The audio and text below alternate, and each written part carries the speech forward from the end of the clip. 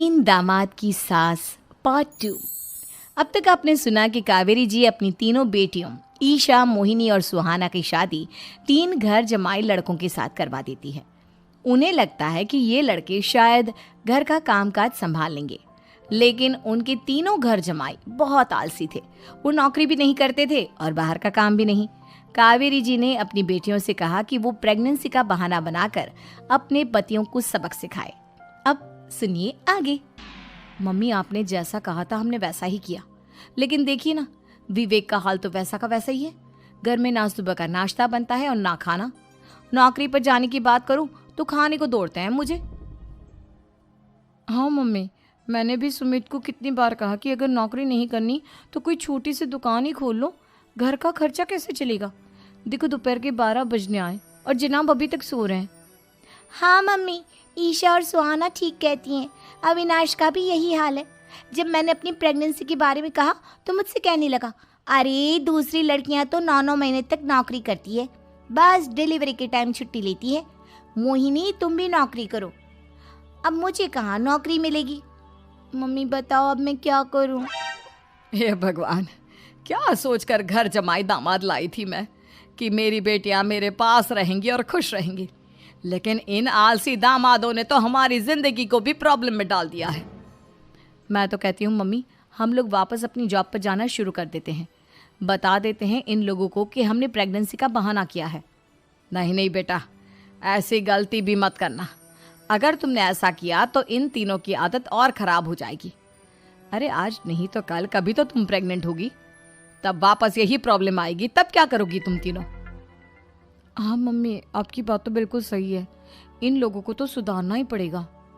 लेकिन कैसे? अपने बच्चों के आने की खबर सुनकर भी इन लोगों पर कोई असर नहीं हो रहा। पैसे कमाने के लिए घर से बाहर निकलना ही नहीं चाहते ये तीनों। अब मेरे दिमाग में एक प्लान आया है। तुम तीनों चिंता मत करो, उन तीनों को बुलाओ, फिर मैं बात करती हूँ। थोड़ी देर बाद कावेरी जी अपने तीनों दामादों को सामने बुलाकर अपनी बात कहना शुरू करती हैं। अविनाश, सुमित और विवेक, देखो बेटा, मैं ना तुम तीनों से बड़ा प्यार करती हूँ, इसीलिए तो तुम्हें घर जमाई बना कर रखा है मैंने। अरे मम्मी जी, सीधे सीधे कहिए ना, क्या बात है? प्यार तो हम भी आपको बहुत करते हैं। अरे मम्मी जी, आपकी इज्जत भी बहुत करते हैं।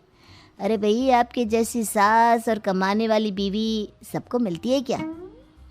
हाँ मम्मी, विवेक और सुमित ठीक कह रहे हैं। आपकी बेटी से शादी करके मेरी तो ज़िंदगी ही अच्छी हो गई है। जानती हूँ मैं, और ये भी जानती हूँ कि तुम तीनों अपने अपनी बीवियों से बहुत प्यार करते हो। बेटा, बात ऐसी है कि हमारे कुल गुरु ने कहा है कि प्रेग्नेंट होने के बाद मेरी तीनों बेटियां शुरू के 4 महीने हमारे गांव में जाकर रहेगी, जहां मेरे चाचा जी रहते हैं।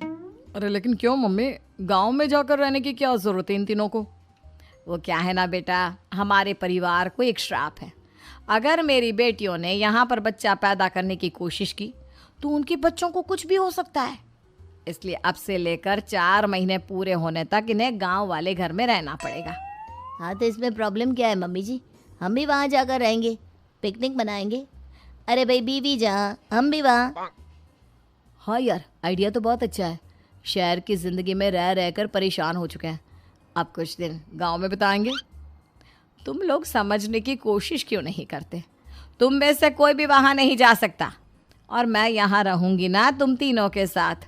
4 महीने की तो बात है,